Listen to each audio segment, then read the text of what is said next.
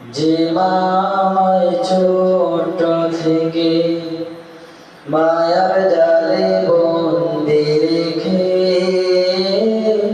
করেছে পালন। যে মা আমায় ছোট থেকে মায়ার জালে বন্দি রেখে করেছে পালন। হে প্রভু তুমিও তারে তোমার আরশালাইনি করিও লালন মাকে করিও লালন। যে মা আমায় ছোট থেকে মায়ার জালে বন্দি রেখে করেছে পালন। মাঝে